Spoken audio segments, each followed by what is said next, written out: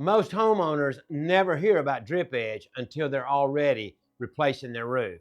But this simple piece of metal flashing is one of the most important ways your roof protects your home from water damage.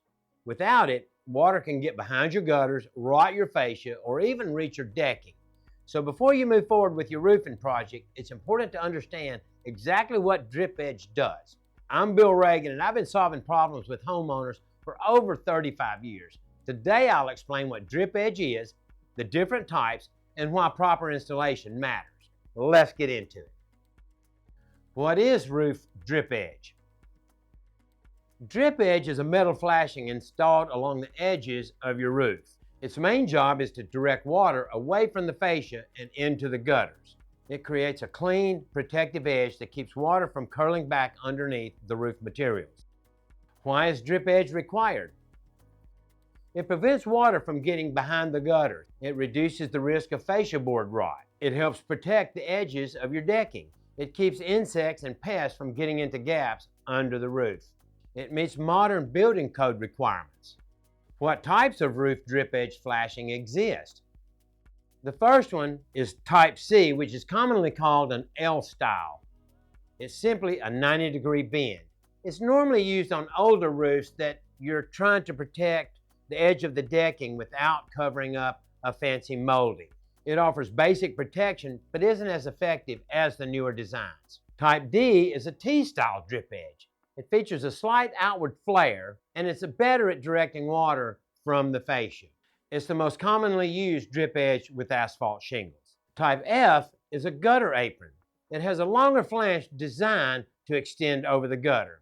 It's often used during gutter installations or when trying to improve water flow directly into the gutter system. Where is drip edge installed? It's installed along the eaves, which is the bottom edges. It's also installed along the rakes, which is the sloped edges of the roof. Placement matters. Underlayment goes over the drip edge at the eaves, and it goes under the drip edge at the rakes. This installation order keeps water moving in the right direction, away from your home and toward the gutters. What happens if your roof doesn't have drip edge? The main thing is that water can get behind your gutters.